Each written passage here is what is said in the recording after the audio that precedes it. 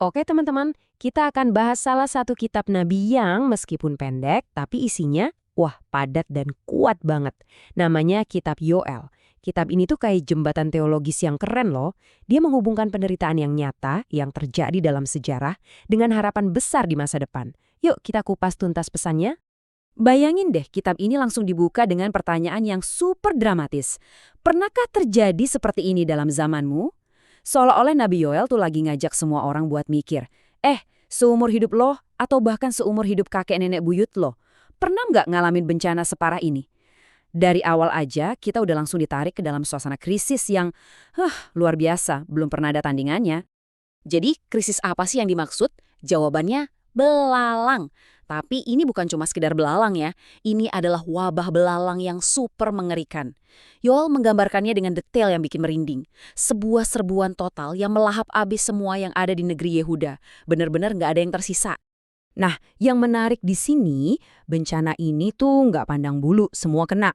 Para pemabuk, ya mereka kehilangan anggur baru mereka, simbol kesenangan duniawi sirna gitu aja.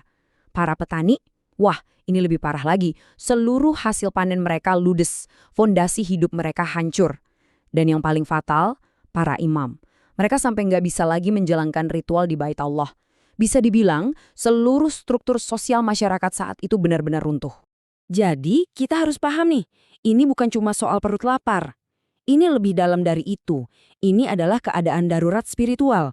Kenapa? Karena tanpa gandum dan anggur, persembahan kurban di Bait Allah otomatis berhenti. Artinya apa? Jalur komunikasi utama mereka dengan Tuhan lewat ritual itu terputus. Bayangin, mereka jadi nggak punya cara buat memohon pengampunan dosa. Ini krisis iman yang sesungguhnya. Oke, dari bencana fisik yang nyata ini, Yoel mulai menggeser fokus kita ke makna yang jauh lebih dalam. Dia bilang, wabah belalang yang mereka alami ini baru trailernya aja. Ini cuma sebuah bayangan, sebuah pertanda dari peristiwa yang jauh lebih besar dan lebih dahsyat yang bakal datang. Dan peristiwa besar itu dikenal sebagai Hari Tuhan, atau dalam bahasa Ibraninya, Yom Yahweh. Ini adalah konsep teologis yang jadi jantungnya kitab Yoel. Apa itu Hari Tuhan? Sederhananya, ini adalah momen ketika Tuhan sendiri turun tangan secara langsung dan tegas dalam sejarah manusia. Tujuannya untuk menjalankan penghakiman dan menegakkan kekudusannya. Tapi jangan salah sangka, hari Tuhan ini ternyata punya dua wajah, kayak dua sisi mata uang. Buat mereka yang memberontak melawan Tuhan, ini adalah hari yang penuh kegelapan dan teror. Sebuah konfrontasi langsung dengan kekudusan Tuhan yang mengerikan. Tapi, buat umat yang setia, ini justru sebaliknya. Ini adalah hari pembebasan, hari penyelamatan, dan hari pemulihan yang mereka nanti-nantikan. Nah, di sini Yoel menggunakan wabah belalang itu sebagai sebuah metafora yang kuat. Bencana yang mereka alami sekarang ini itu adalah peringatan yang nyata, yang bisa mereka lihat dan rasakan. Tapi Yoel juga bicara soal tentara dari utara yang jauh lebih besar. Ini adalah gambaran instrumen penghakiman Tuhan di masa depan yang jauh lebih dahsyat. Bisa jadi ini pasukan manusia, atau bisa juga manifestasi lain dari kuasa Tuhan. Nah, disinilah ceritanya berbalik. Tepat di tengah ancaman kehancuran total, saat semua sepertinya udah nggak ada harapan, Tuhan justru nggak meninggalkan umatnya begitu saja. Dia menawarkan sebuah jalan keluar, sebuah secercah harapan. Jadi pertanyaannya sekarang, di hadapan bencana yang sebesar ini, apa yang bisa dilakukan? Coba kita posisikan diri kita di sana. Saat semuanya udah hancur lebur dan penghakiman yang lebih besar lagi sudah di depan mata, apalagi yang bisa kita lakukan? Masih adakah harapan? Dan inilah jawaban Tuhan. Sebuah perintah yang terdengar sederhana, tapi maknanya dalam banget. Koyakkanlah hatimu dan jangan pakaianmu. Jadi Tuhan itu nggak tertarik sama pertunjukan luar aja, kayak orang zaman dulu yang merobek baju sebagai tanda duka. Yang dia mau adalah perubahan dari dalam. Pertobatan sejati yang menghancurkan ego kita dan membuat kita menyerah total kepadanya.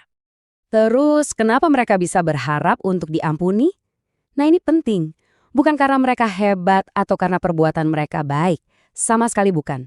Harapan itu ada karena karakter Tuhan sendiri. Yoel mengingatkan mereka lagi, Tuhan itu pengasih, penyayang, panjang sabar, dan kasih setianya itu melimpah. Inilah satu-satunya dasar harapan mereka. Dan pertobatan ini bukan urusan sendiri-sendiri loh. Ini adalah sebuah gerakan komunal. Satu bangsa, Semua harus terlibat.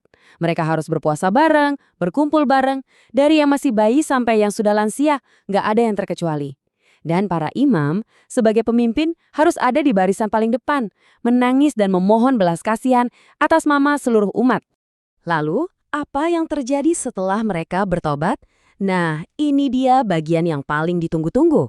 Terjadi sebuah perubahan yang super dramatis. Tuhan menjawab doa mereka, dan jawabannya adalah janji-janji pemulihan total yang luar biasa. Dengerin deh janji yang satu ini. Ini salah satu janji yang paling indah di Alkitab. Aku akan memulihkan kepadamu tahun-tahun yang hasilnya dimakan habis oleh belalang. Wow, jadi Tuhan itu bukan cuma stop bencananya ya. Dia berjanji akan secara aktif mengembalikan apa yang sudah hilang. Tahun-tahun yang rasanya sia-sia karena dimakan penderitaan, itu akan dia pulihkan. Dan pemulihan ini bukan cuma sebagian-sebagian, tapi paket komplit, ada 3 dimensi. Pertama, secara ekonomi dan pertanian, tanah bakal subur lagi. Kedua, secara nasional, kehormatan bangsa yang tadinya hancur akan dikembalikan. Dan yang ketiga, ini yang paling penting, secara rohani, mereka akan tahu dan merasakan dengan pasti bahwa Tuhan benar-benar hadir di tengah-tengah mereka. Sekarang, kita sampai di puncaknya, benar-benar puncak teologis dari seluruh kitab Yoel. Ada sebuah janji yang jauh melampaui sekedar pemulihan fisik. Janji ini akan menjadi awal dari sebuah era yang benar-benar baru dalam hubungan antara Tuhan dan manusia. Lihat deh betapa radikalnya janji ini. Roh Tuhan nggak lagi eksklusif buat nabi, imam, atau raja. Enggak, roh itu akan dicurahkan ke atas semua orang. Tembok-tembok pembatas langsung runtuh. Nggak peduli gender, laki-laki atau perempuan. Nggak peduli usia, tua atau muda. Nggak peduli status sosial, tuan atau hamba. Semuanya dapat. Ini benar-benar sebuah revolusi rohani. Dan bersamaan dengan pencurahan Roh Kudus itu, ada satu lagi janji keselamatan yang sifatnya universal. Barang siapa yang berseru kepada nama Tuhan akan diselamatkan. Sesederhana itu, tapi kekuatannya luar biasa. Di tengah kengerian hari Tuhan sekalipun, pintu keselamatan itu terbuka lebar bagi siapa saja yang memanggil namanya. Oke, dari sini visi Yoel seolah-olah zoom out. Cakupannya jadi lebih luas lagi. Dari yang tadinya fokus pada pemulihan bangsa Israel, sekarang kita diajak melihat penghakiman yang sifatnya kosmis dan sebuah visi tentang ciptaan yang diperbarui. Yoel memperkenalkan sebuah gambaran yang sangat kuat, yaitu lembah penentuan atau Valley of Decision. Ini bukan lokasi geografis beneran ya, tapi sebuah lokasi simbolis. Disinilah dalam visinya, semua bangsa di dunia akan dikumpulkan untuk diadili. Diadili atas apa? Terutama atas ketidakadilan yang mereka lakukan terhadap umat Tuhan. Ini adalah panggung keadilan ilahi yang final. Dan setelah penghakiman itu selesai, apa yang terjadi? Muncul sebuah visi tentang ciptaan yang baru, yang dipulihkan secara total. Gambaran puitisnya indah banget. Dunia yang meluap dengan berkat Tuhan, gunung-gunung sampai meneteskan anggur baru, bukit-bukit mengalirkan susu, dan bahkan lembah yang paling kering sekalipun dialiri oleh air kehidupan yang bersumber dari Tuhan. Dan inilah kalimat penutupnya, janji pamungkas yang menyimpulkan semuanya. Tuhan diam di Sion. Ingat kan, cerita ini dimulai dengan bait Allah yang sunyi, di mana hadirat Tuhan seolah hilang. Nah, kitab ini berakhir dengan jaminan bahwa Tuhan akan tinggal selamanya di tengah-tengah umatnya, memberikan kehidupan. Kehadirannya yang kekal itulah puncak dari segala pemulihan. Nah, pesan dari kitab Yoel yang sudah berumur ribuan tahun ini akhirnya meninggalkan kita dengan sebuah pertanyaan yang sangat relevan. Di dunia kita sekarang, yang juga menghadapi belalangnya sendiri, mungkin itu krisis ekonomi, masalah sosial, atau bahkan kehancuran pribadi, di manakah kita bisa menemukan janji pemulihan dari Tuhan? Janji yang sama yang bisa mengubah kehancuran kita menjadi sebuah harapan baru?